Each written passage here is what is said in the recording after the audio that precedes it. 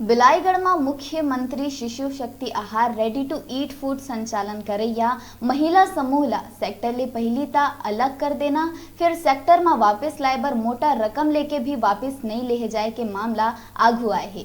बलौदाबाजार जिला के एकीकृत बाल विकास परियोजना भटगांव के अंतर्गत अवैया सेक्टर सरसीवा में भारतीय महिला स्व सहायता समूह बिलासपुर सन 2009 ले रेडी टू ईट फूड संचालन करत आत रही। जिला अचानक 8 सितंबर के जिला कार्यक्रम अधिकारी बलौदाबाजार द्वारा सेक्टर के पृथक कर दिए जाए के आदेश जारी करे गई।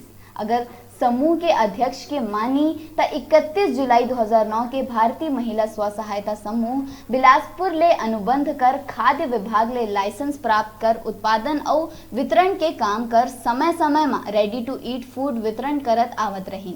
8 सितंबर 2015 के समूह और परियोजना विभाग भटगांव के बीच 5 साल बर अनुबंध कर दिए गए रही। एकर बावजूद परियोजना ले पृथक करे बर आदेश जारी कर दे गई। ऐसन में देखना हुई कि महिला स्व सहायता समूह के द्वारा रकम लेन देन के तथ्य में कतका सच्चाई है और जांच में का कुछ खुल के आगू आथे।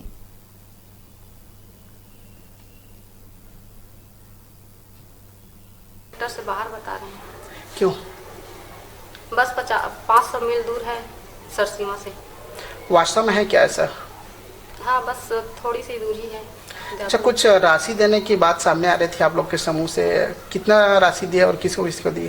प्रियंका किरण के यहाँ हम लोग गए थे और वहाँ वो बोली कि मतलब सेक्टर हम लोग जोड़ देंगे तो उसके लिए 2 लाख रुपए की ज़रूरत है, मतलब जोड़ने के लिए, तो विपिन जैन को देना है ऐसा करके बोली। राशि कहाँ आके दिए? हम लोग वहीं भटगांव में प्रियंका किरण के पास छोड़ के आए। उनके अलावा किसको राशि दिया आप लोग? उनके अलावा चित्रंजन बंजारे को और ऋचा पांडे। क्या बोल के लिए वो?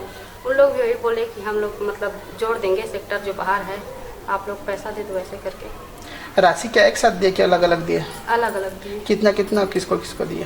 चित्रंजन बंजारे को 50,000 दिए और ऋचा पांडे को 40,000। किस माध्यम से दिए? ऋचा पांडे को चेक के माध्यम से दिए और बंजारे बाबू जो है अपना खुद लेके गए।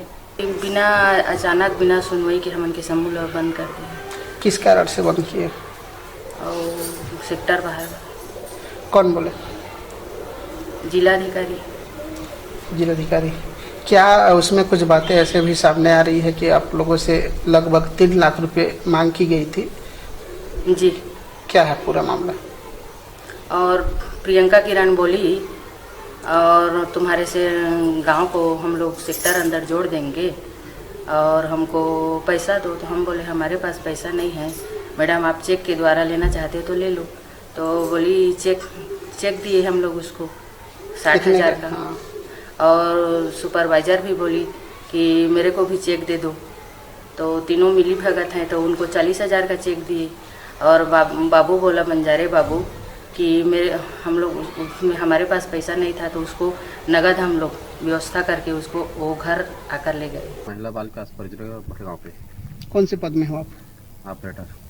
15/4/17 को भारतीय महिला समूह के द्वारा आपके खाते में 60,000 रुपए आए, इसकी जानकारी है क्या आपको? मेरे को उसके बारे में कोई जानकारी नहीं है। किसी प्रकार की सूचना दी गई थी समूह के द्वारा? नहीं। या तो फिर आपके ऑफिस के द्वारा? नहीं।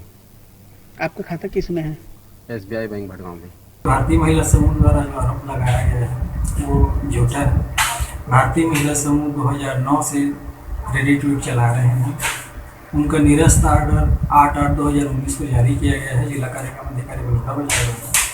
8/8/2019 के पहले भारतीय महिला समूह द्वारा हमारे खिलाफ या हमारे किसी भी स्टाफ के अधिकारी कर्मचारी के खिलाफ लेन देन का कभी कोई आरोप नहीं लगाया गया था।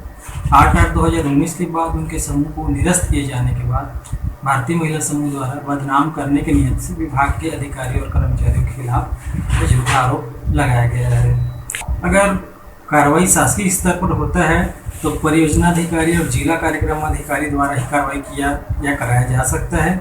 एक बाबू को किसी को अंदर करा देना या किसी को धमकी दिए जाने से कुछ नहीं होता है, क्योंकि जो भी कार्रवाई किया जाएगा वो जिला स्तर पर किया जाएगा। दूसरी बात, समूह का भुगतान अभी लंबित है। जिला कार्यक्रम अधिकारी की जो आदेश है उसमें लिखा हुआ है कि संबंधित समूह जब से संचालित कर रहा है उसके गेहूं का मिलान करने के बाद उसका भुगतान करें। जिला कार्यक्रम अधिकारी के निर्देश पर उनका भी भुगतान 2 महीने का भी रोका है।